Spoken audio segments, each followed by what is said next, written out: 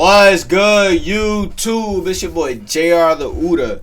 Today, we're finna be reacting to 8-year-old outsmarts his mom's killer after she leaves clues behind. Do me a favor, if you're new to the channel, smash that like button, sub up, follow my Twitch. We go live every single day. Let's get started.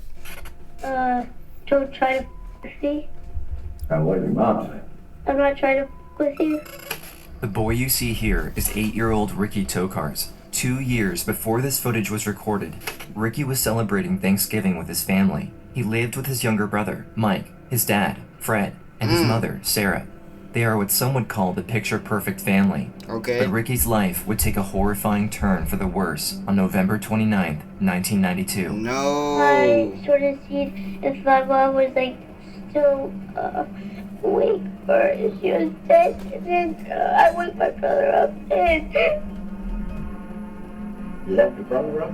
yeah, and I told him we have to go get help. And let's go get help. After getting Damn.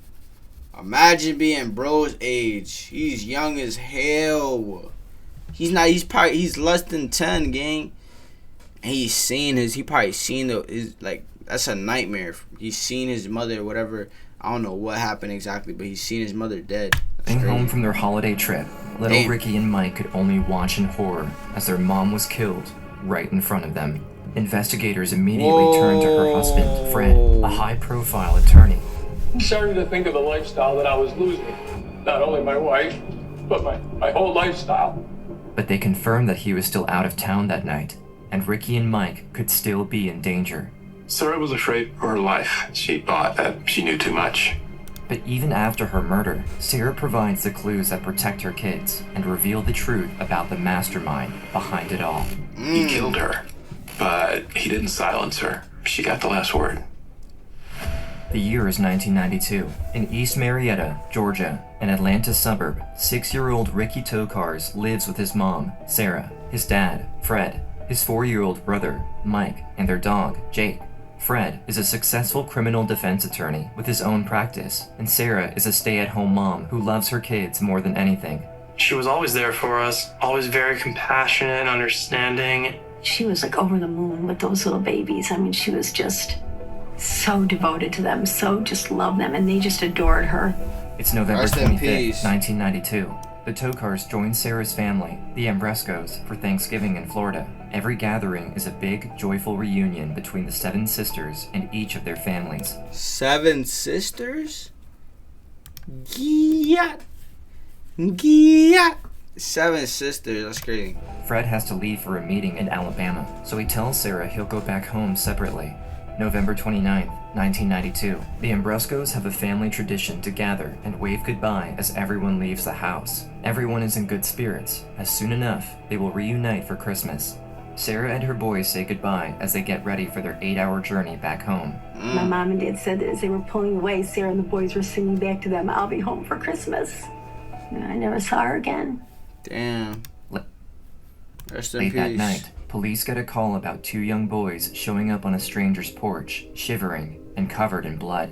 The kids are desperate, tearfully saying their mom needs help. Police rush to the neighbor's house and search the area. They find a white car, abandoned in a ditch, and their fears are confirmed. After getting closer, they realize there's a body of a woman inside, 39-year-old Sarah Tokars. Investigators have very little information They found their mom's. The body was inside the car. That's sad. to go on. After searching the car, police go back to the Wow. Tokars' home to look for any clues that could help them catch the killer. At first, the scene appears to be a burglary gone wrong, but as they investigate the house further, they realize there's more to the story. There are no signs of forced entry. The door from the patio to the kitchen was actually unlocked, but detectives learn that the lock was already broken before that night. The more they find, the less sense it makes. Burglars generally don't want to see people, so if someone's pulling in the front of a house, they're usually jumping out the back door and getting out of there. Drawers had been pulled out and things like that, but there was nothing obvious that was taken.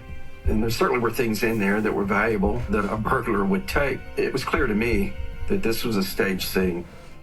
6-year-old Ricky and his little brother Oh, it was Mike just personal. witnessed the unimaginable. 6-year-old. They are overwhelmed with Damn. shock and confusion. But police have to turn to Ricky for answers, and he is able to be strong for his mom. He gives a brief description of what just happened to them, explaining they were kidnapped from their home before their mom was shot. The gunman was a black male. He really couldn't tell an age at that time. Rick described the gun that he was armed with as a pirate gun. I don't know how much worse you can get. The boys might have escaped death, but they're not safe yet. And as the only witnesses to the attack, the investigators worry the kids could be the next target. They ask Ricky where his dad is, and he says he's out of town. Detectives learn he's staying at a motel nearly 200 miles away in Alabama. They're able to contact him and tell him that his wife has been murdered. Visibly upset by the news, Fred Tokars breaks down. He was just a physical wreck, just crying uncontrollably. I remember thinking, this poor guy. Ricky and Mike stay with their other relatives while their dad is out of town. As the family struggles to process the news, Ricky asks if they'll be able to go see their mom in the morning. I remember saying, when my mom gets out of the hospital, she said she's not going to be out of the hospital. She died. I Damn. remember thinking, if her dad had been there, to save the day. Ricky and Mike are overwhelmed with emotion. Their mom is gone, and her killer is still on the loose. Police want to give the boys closure and bring their mother's killer to justice, but nobody can think of a reason why anyone Rest would in want peace, Sarah bro. killed. Investigators wonder if the murder could be linked to Fred's work instead. We asked him about all his clients and his business partners, one after another. He listed business partners, clients for 3 hours. No idea who may have killed Sarah. Fred Tokars paints his relationship with Sarah as the perfect marriage, but suspicion quickly turns on Fred himself, as Sarah's family already knows more about the true relationship between the two.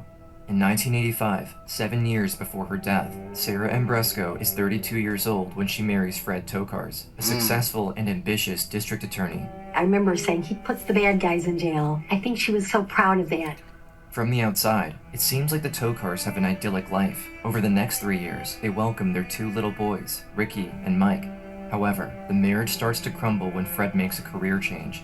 He opens his own private law practice, and he becomes a criminal defense attorney. I remember my father not being around very much. At the time, it's just dad works, and that's the kind of thing you accept. Fred's absence in the family's life I feel like, I ain't gonna lie, chat. I feel like every time, like in general, when it's just somebody who just always working, or like, some shit like that always going, I feel like that shit just never works, gang. That shit never works. I don't know. You gonna be going for some time. She gonna end up, missing that, miss feeling loved, and then she gonna find that shit somewhere else. Whole time you're just trying to get that back.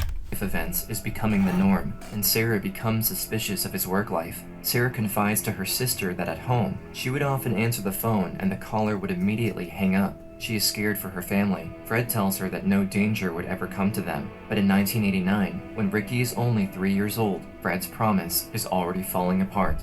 My brother found a pistol under the floorboard of the passenger seat of the car. It scared her to death. Something was really wrong. I think her first instinct was to protect my brother and I. Thankfully, the gun doesn't go off or hurt Ricky, but Fred's dangerous and secretive lifestyle is now directly threatening the boys. Sarah thinks of how much worse the outcome could have been, and she's terrified for What the fuck is Fred doing? them. Fred quickly gets controlling and abusive, and the whole family suffers. When you're asking me what memories I have of my parents when I was young, and really the only thing I can think of is fighting. It wasn't like a nice household. She tried so hard in the beginning to try to make everything be even and at peace for the boys so that they didn't have to grow up in a house of all fighting and yelling and things like that. With Fred's constant absence, Sarah also suspects her husband is having an affair. She wants a divorce, but Fred tells her she would never be able to take the kids. Sarah decides to hire a private investigator to gather evidence against him. The investigator brings proof that Fred is indeed cheating on Sarah, but she wants to find more against him, willing to put herself in harm's way to make sure her boys are safe. When he's out of the house, Sarah searches his office. He doesn't let her go in there, and she's about to find out why. She soon finds incriminating documents proving her suspicions about Fred. Sarah told her sisters that she kept these documents as insurance in case they got a divorce and he tried to take custody of the children, then she was going to use these documents to prove that Fred was into illegal activities. She gave the papers to my sister Chrissy, and she told Chrissy, if anything happens to me, make sure to take those papers to the police. After Sarah's death in 1992, Chrissy still has copies of the documents, and she brings them to the detectives assigned to her sister's murder case. Wow. Police realize Fred was already under the FBI's radar for an investigation involving money laundering, but the documents don't prove he was involved in Sarah's murder, and they're back to square one. Fred has custody of Ricky and Mike, and a killer is still on the loose. The kids are afraid of the dark and going into the house, wondering if the attacker could be waiting for them inside. In the meantime, Sarah's family refuses to give up. Her dad John helps bring the family together, motivating them to keep fighting for the truth and for the safety of her kids. Bro, He W. said, John. I'm an old man. I may not live to see this solved, so you girls have to make sure that this is what we're going to do as a family.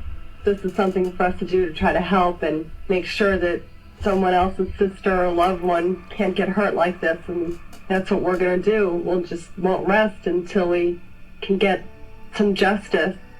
Desperate for answers, Sarah's family and friends gather a reward for any information regarding her murder. 25K. Nearly a month after the attack, a woman takes the bait. She calls the police and gives up her brother, a man named Curtis Rower. He had come home that evening and had blood on his tennis shoes and on his clothing and had basically confessed to shooting a woman. Curtis Rower is a drug addict with a history of crime. Police arrest him on December 23rd, 1992, 24 days after Sarah's murder. Investigators don't know if he has any motive for killing her. They will need more information from him for any hope of finding the truth and protecting the kids. During the interrogation, I already have a feeling what they about to say. The husband probably gave this nigga some money to do this, gang. Literally. Probably gave this nigga some money to do this because she knew more than anybody else what he was really into. Rower asks if he can make a phone call. I said, who you want to call? And he said, I want to call my grandmother. So I sat there and let him call his grandmother. And he hangs up. And Curtis Rower said, my grandmother told me to tell the truth. Curtis Rower admits to shooting Sarah, but he says he's not the one who planned the attack.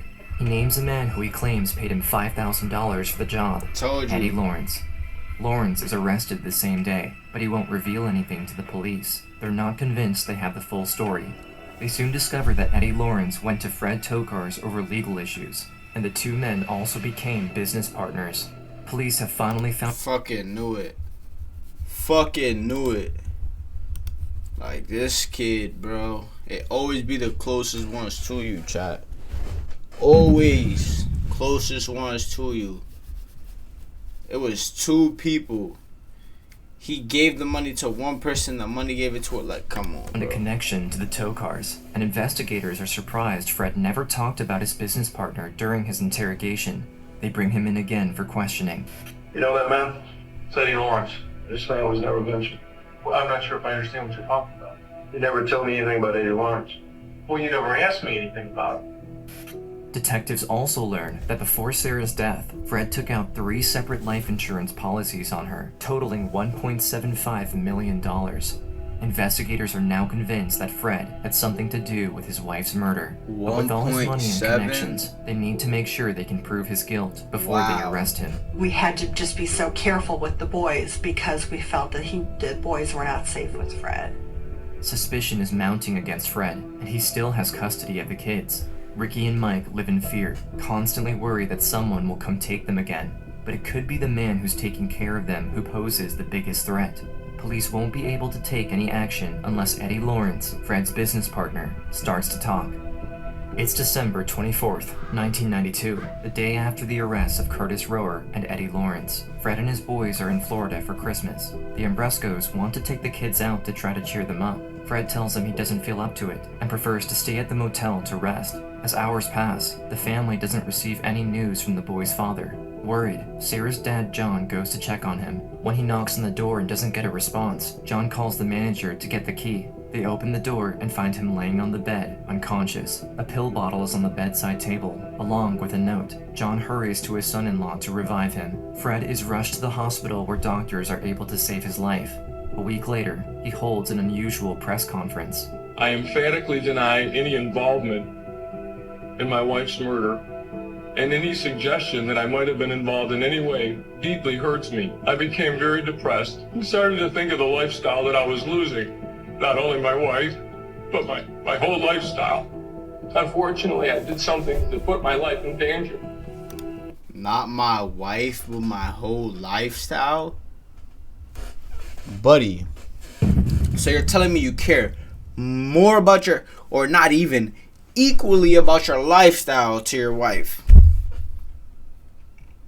Yeah, you're a fucking corn. Months go by without any new development until July of 1993. 8 months after Sarah's murder, Eddie Lawrence finally starts to cooperate with the police. He confesses that Fred Tokars hired him to kill his wife because she knew too much about his criminal activity. Told you. Lawrence couldn't go through with it, so he hired Curtis Rower to finish the job. Eddie even went to Fred and said, why don't you just divorce the woman? Fred said, that's not going to do. That's not going to keep her quiet. She knows too much. And Eddie would even say, well, what about your 2 sons? That's when Fred said, well, they'll get over it. They're 4 and 6 years old. They'll get over it. We knew that we were dealing with Fred being the mastermind behind his wife's murder. For sure. With Eddie Lawrence's confession, police finally have enough to catch Fred Tokars. The news is spreading to the Ambresco family, who are terrified for Ricky and Mike. Fred is with his sons at his mother's condo in West Palm Beach, Florida, and there's no telling what he'll do when the police close in. They have to find a way to lure him outside and arrest him without putting the kids in danger. It's August 25th, 1993, nearly 9 months after Sarah's murder. Detectives know Fred is frustrated with all the media coverage around him and the case. They decide to use this against him and pose as journalists while gathering around the building. Just as they hoped, an unknowing Fred goes out to confront them. Once he's outside, police know he can't hurt the boys, and they make the arrest.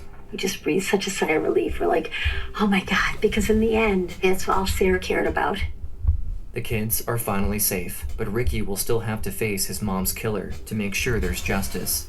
It's 1995. 3 men are behind bars for the murder of Sarah Tokars, her husband, Fred, his associate, Eddie Lawrence, and the hitman himself, Curtis Rower. Each one of them needs a separate trial. Curtis Rower tries to claim that Sarah's death was actually an accident. The hitman says the man who hired him, Eddie Lawrence, approached the vehicle after they pulled over. Lawrence then grabbed the gun, which went off. Yo, I'm telling y'all, when some shit happens like this, everybody's telling, gang. Everybody wants some quick cheese, 5K. Niggas is telling it all. Try to get out their situation.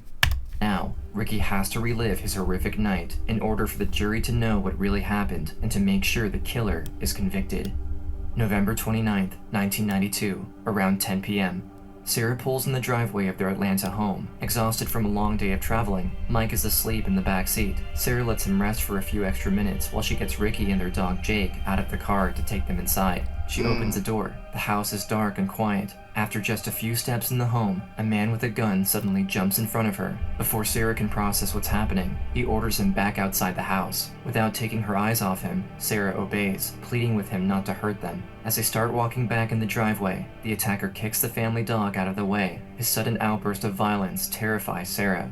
Anytime a 6-year-old sees their parents scared, I think that's what makes them scared. In the midst of the chaos, Mike is still sleeping in the back seat of the car, unaware of the horrors they're about to face. Sarah holds her oldest son close to her, but the man orders her to get in the driver's seat. Ricky sits next to her on the passenger side. The man opens the back door and sits behind her, right next to Mike. In the rearview mirror, Sarah sees the intruder's gun pointed at her head. I remember being super uncomfortable in that front seat. Told my mom to drive. My mom started driving. He was doing like a play-by-play, like turn here, turn there. My mom was pleading with him, just let us go. But to be honest, I didn't really know like what was going on. She desperately holds on to the hope that if she listens to his commands, they might be left unharmed. But that couldn't be further from the truth. Wow. I don't think it was that long of a drive, maybe 10, 15 minutes from the house. We just got to this road, no lights or anything. And I recognized that road because it was a way that we used to drive to our elementary school. And I just remember my mom saying, like, don't hurt the boys, and he, shot her. The gun went off, it was just super loud. And in like movies where a bomb goes off and everything's kind of moving slow, I remember the smell of gunpowder. The guy hopped out of the car and ran, he was gone. The car is out of control, and it keeps going until it stops in a ditch. Ricky hits his head after the sudden stop, and the little boys are now all alone, next to the body of their mother. Wow. That shit breaks my heart, bro. Honestly, breaks my heart. The fact that these, like, at 6 years old, this is what you see. This is what you see at 6 years old. Wow. Wow. Anything for some money, bro. For a few moments, Ricky is frozen in his seat. I'm not gonna lie, that fuck nigga that even pulled that trigger, gang. You should never be let out of jail. You did this shit in front of 2 kids. And then the husband, nigga, you ain't even care. You said they'll get over it. He remembers his mom teaching him that it's not safe to leave vehicles running, so he reaches over and turns the car off. I remember, like shaking her, like, hey, Mom, wake up, we gotta go, I didn't think she was dead. I thought she's gonna go to the hospital and get fixed up, and then things were gonna go back to normal. I don't even think a 6-year-old could grasp it, the enormity of it. As she doesn't move or reply, Ricky figures she's hurt and needs some help. He unbuckles his seatbelt and opens the door. The boy steps outside and heads towards the back door of the car to help his little brother out of his seat. Ricky then takes his hand and leads him away from their mom. The 2 little boys see some lights on in the distance and instinctively run towards them. They reach the nearest house and a man opens the door. Ricky and Mike are covered in blood, and he immediately calls the police. February 27th, 1995, Back at the courthouse. Now, 8-year-old Ricky bravely takes the stand to testify against the man who shot his mom. He remembers what the gunman said to her in the moments leading up to the attack, and what it was like just after she was shot. Don't try to with me. What did your mom say? I'm not trying to with you.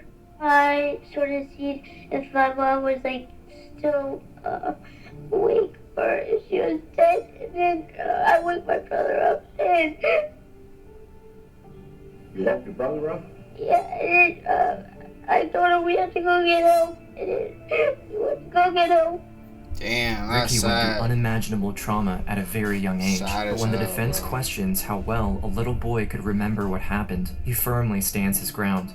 Yeah, but how you, the first time you hit a home run, that, you, always remember that, don't you? Yeah, it sticks out in your memory, don't it? Yeah, and that's, what it was when my mom. With the help of Ricky's testimony, Curtis Rower is sentenced to life without parole, and he will never hurt anyone again. 2 years later, during his dad's trial, Ricky doesn't have to face his father in court, but they read a full transcript of his testimony to the jury. We, the jury, find beyond a reasonable doubt that the offender caused or directed another to commit murder.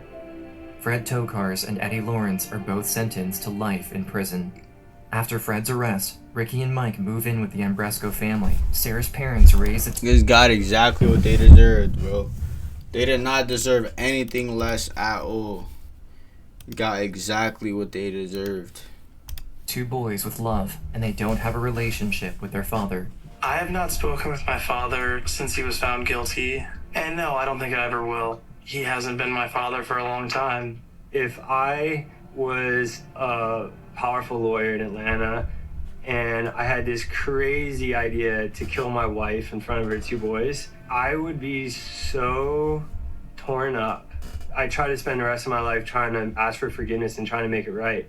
That's just me, though. So I don't forgive Fred, and I probably never will, and I'm fine with that. People process trauma in many different ways, and while Ricky doesn't forgive his father, he doesn't let him control his life either. Instead, he lovingly remembers his mom. Despite the tragic end of her Rest in life, she peace, my succeeded in dude, son, protecting bro. her children against her husband, which is what mattered to her the most. He killed her, but he didn't silence her. She was able to get the evidence of what he was doing and get it to the right people before she was killed. She got the last word. Facts. Today, Ricky is surrounded by his loving family. They still celebrate the holidays, and they enjoy spending time together, keeping up the traditions Sarah always knew. Now Ricky's the one who makes the Hungarian stuffing. We just do all the same things. And I think as long as we were trying to do all that, somehow there'd be some sort of peace and some sort of joy in their life. Ricky started his professional journey, dedicating his life to helping others as a lifeguard, and he worked as an EMT. Now, he's pursuing his own passions. He loves the ocean and water sports, and he works in the surfing industry. He won't ever forget what happened to his mom, and he won't forgive his dad, but he has moved on to enjoy his life with loved ones. I mean, I don't know another normal. I don't know what it's like to have a mom. Being angry is tiring. I got a pretty good life, traveled the world, and made really good friends, and I don't meet people and say, hey, my name's Rick, my mom got shot when I was 6, nice to meet you, you know? I never wanted it to define my life. Simple. Ferd was also convicted of money laundering in May of 2020. He died in prison of natural causes. That's crazy. But YouTube, man, if you like this video, do me a favor, smash that like button, sub up, follow my Twitch. We go live every single day. Thank y'all so much for watching this video, man. I'm out of here. Deuces.